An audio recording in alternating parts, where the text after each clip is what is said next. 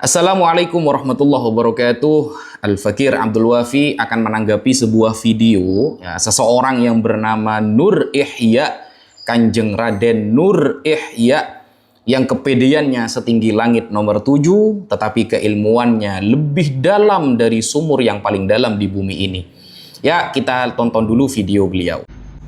Saya Kanjeng Raden Tumenggung Nur Ihya Hadinegoro meminta maaf yang sebesar-besarnya kepada segenap keluarga besar Pondok Pesantren Lirboyo Kediri beserta dengan seluruh ikatan atau himpunan santri dan alumni Lirboyo atas kekhilafan apa yang saya sampaikan tentang masalah lamaran dan lain sebagainya.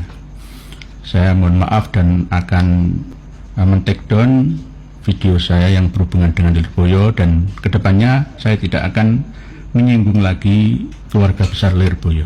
Demikian klarifikasi supaya tidak dipahami dengan pemahaman yang salah oleh semua pihak. Alhamdulillah, kita sudah menonton video Kanjeng Raden Nur Ihya yang mengatakan bahwa Nabi Adam memiliki seorang ibu, yang mengatakan bahwa nama ibu Adam, nama ibu Sayyidina Adam alaihi salam adalah Siti An-Nisa. Ada Sitinya guys, ada An-Nisanya, atau disebut dengan Ummu Adam. Nah, orang-orang semacam beliau ini sebenarnya banyak di zaman ini, dan kita tidak perlu kaget. Kenapa? Karena dulu sudah pernah disabdakan oleh Rasulullah Shallallahu Alaihi Wasallam tentang keberadaan orang-orang seperti Nur Ihya dan semacamnya. Rasulullah pernah menyampaikan begini, teman-teman. Ini tertulis di dalam kitab Jam'ul Jawami' Al-Ma'ruf bil Jami'il Kabir, yang terkenal dengan sebutan Al-Jami' Al-Kabir, yang ditulis oleh Al-Imam Jalaluddin As-Suyuti. Di dalam kitab itu disebutkan, min iqtirabis sa'ah an turfa'al ashrar wa tudha'al akhyar wa yuftahal qaul wa yuhbasal amal wa yuqra' fil qaum al-mathnat ila akhirih. Jadi termasuk tanda-tanda dekatnya hari kiamat adalah: satu, orang-orang jahat akan naik ke posisi tinggi. Orang-orang jahat, baik dia tidak punya ilmu lalu menyampaikan secara ngawur, baik orang itu tidak memiliki keahlian lalu tampil sebagai orang yang sok ahli, dan lain sebagainya. Orang-orang jahat akan tampil di posisi tinggi. Jadi orang-orang seperti Nur Ihya ini sebenarnya sudah jauh 1400 tahun yang lalu disampaikan oleh Rasulullah akan ada di posisi tinggi, akan memiliki pengikut yang sangat banyak. Sama seperti guru gembul, tidak pernah mondok di pesantren, ngeritik pesantren seolah-olah lebih tahu daripada santri. Ya, membahas sebuah ilmu tanpa guru, dikasih tahu, dinasehati, malah ngelonjak. Orang seperti itu sudah akan datang suatu saat, dan itu pernah disampaikan oleh Rasulullah. Yang kedua adalah orang-orang baik akan tersingkirkan, akan dihujat mati-matian, akan dihujat sana dan sini. Jadi kalau kita, teman-teman, selama kita tidak dihujat oleh orang-orang saleh, tidak dimusuhi atau tidak dihindari oleh orang saleh, orang alim, ulama yang amil, maka kita aman-aman saja. Tetapi ketika yang menghajar kalian, ketika yang menghantam kalian adalah orang-orang yang jauh dari agama, atau bahkan orang yang sering melanggar syariat Allah, maka saat itu berarti kalian adalah orang yang terpilih. Kira-kira seperti itu. Nah, yang nomor 3, banyak omongan tapi sedikit perbuatan. Ya, wa yuftahal qaul wa yuhbasal amal. Akan banyak orang yang penyampaiannya keren tapi amalnya tidak ada, hanya sebatas konten kreator. Na'udzubillahi min dzalik. Kemudian dari hadis ini kita paham bahwa ternyata akan semakin banyak nanti bermunculan orang-orang semacam Nur Ihya, guru gembul, dan lain sebagainya. Kita sabar saja. Yang penting kita selalu berkumpul dengan orang-orang soleh, para ulama yang amil. Dan berdasarkan surah Al-Isra, ayat ke-36. Di sana Allah Subhanahu wa taala menyampaikan, A'udzubillahi minasyaitonir rajim, wala taqfu ma laisa laka bihi ilm. Inna sam'a wal basara wal fuada kullu ulaik kana anhu mas'ula. Allah berfirman, janganlah engkau mengikuti sesuatu yang tidak kamu ketahui. Sesungguhnya pendengaran, penglihatan, dan hati nurani, semua itu akan dimintai pertanggungjawaban.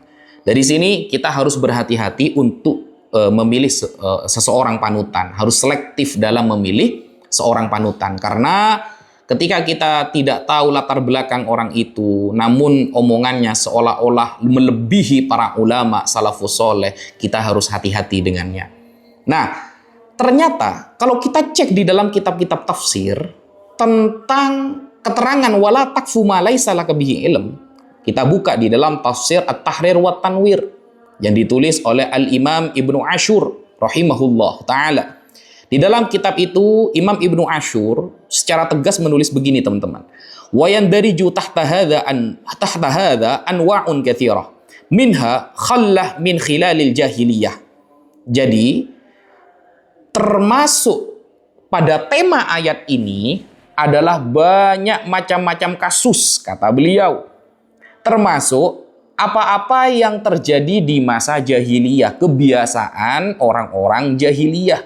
Wahia at-ta'nu fi ansabin nas fakanu yarmunan nisa birijalin laisu bi azwajihin wa yalituna ba'dul aulad bi ghairi abaihim buhtanan aw su'a dhannin idza ra'au bu'dan fi syabah bainal ibni wa abih aw ra'au syabahahu bi rajulin akhar minal hayy aw ra'au launan mukhalifan li launil ab awil takharrusan wa jahlan bi asbabit tashakkul fa innan nasla yanzi'u fi syabah wa fil laun ila usulin min silsilatil aba awil ummahat al adnain awil abadin wa jahlan bi syabah an-nasyi' anir rahim. Artinya apa?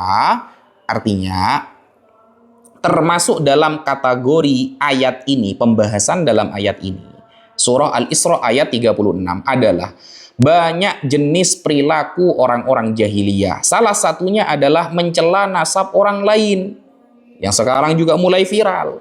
Jadi mencela nasab orang lain termasuk tradisi orang-orang jahiliyah. Nah, contohnya, ini contoh ya, ini salah satu contohnya. Mereka dahulu menuduh wanita dengan lelaki yang bukan suami mereka, dituduh berzina, dan mengaitkan sebagian anak mereka dengan lelaki yang bukan ayah mereka dengan tuduhan tanpa dasar. Ya, mengatakan, kamu keturunan Yahudi, kalau sekarang ya, kamu keturunan Yahudi, padahal perkataan itu sangat bahaya, teman-teman. Nah, ini termasuk tradisi jahiliyah. Nah, ta'nu fil ansab, penghinaan dalam nasab orang lain itu termasuk tradisi jahiliyah. Mereka juga berprasangka buruk jika melihat ketidakmiripan fisik antara anak dengan ayahnya.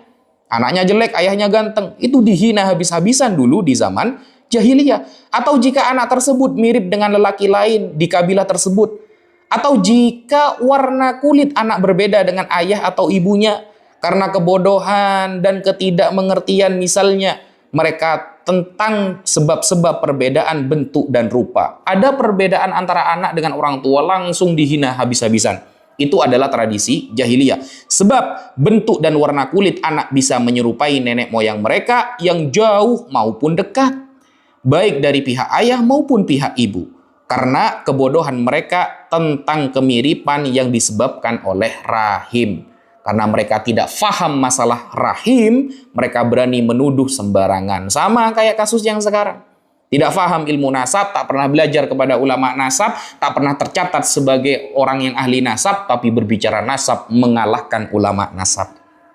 Nah, di sana, di dalam kitab At-Tahrir wa Tanwir juga disebutkan sebuah hadis. Wa qad jaa'a a'rabiyyun ilan nabi sallallahu alaihi wasallam faqala inna imra'ati waladan aswad yurid ayyantafiya minhu faqala lahu an-nabiyyu hal laka min ibil faqala na'am qala ma'luwanuhun qala wurk qala wa hal fiha min jamalin aswad qala na'am qala fa min ayna dhalik qala la'allahu irkun naza'ahu faqala an-nabiyyu sallallahu alaihi wasallam fala'alla ibnaka naza'ahu irk wa nahahu 'anil intifa' minhu fa hadha kana sya'i'an fi mujtama'atil jahiliyah. Fanahallah al-muslimin an dzalik. Jadi artinya suatu ketika ada seorang Arab Badui datang kepada Rasulullah dan berkata, istriku melahirkan anak yang hitam ya Rasulullah. Aku ingin menolaknya sebagai anakku. Maka Nabi SAW bertanya kepada beliau, apakah kamu memiliki unta? Dia menjawab, iya. Nabi bertanya lagi, apakah warna mereka? Dia menjawab, si Badui menjawab, abu-abu ya Rasulullah. Nabi bertanya lagi, apakah di antara mereka ada unta yang hitam? Dia menjawab, iya wahai Nabi. Lalu Nabi bertanya lagi, dan dari mana yang hitam itu asalnya? Lalu si Arab Badui menjawab, mungkin karena keturunan yang mempengaruhinya wahai Nabi. Lalu Nabi bersabda, maka mungkin anakmu juga dipengaruhi oleh keturunan. Lalu Nabi melarang orang Badui itu untuk menolak anaknya tersebut. Ini adalah salah satu kebiasaan di masyarakat jahiliyah yang kemudian dilarang oleh Allah bagi kaum muslimin. Ternyata surah Al-Isra ayat ke-36 menyinggung tentang tradisi dan kebiasaan orang-orang jahiliyah yang suka mencela nasab. Dan itu terjadi sekarang. Orang-orangnya Ihya dan kawan-kawan. Maka dari itu semoga kita dijaga oleh Allah dari seluruh keburukan tersebut. Mungkin itu yang bisa Al-Fakir sampaikan. Sekian, terima kasih.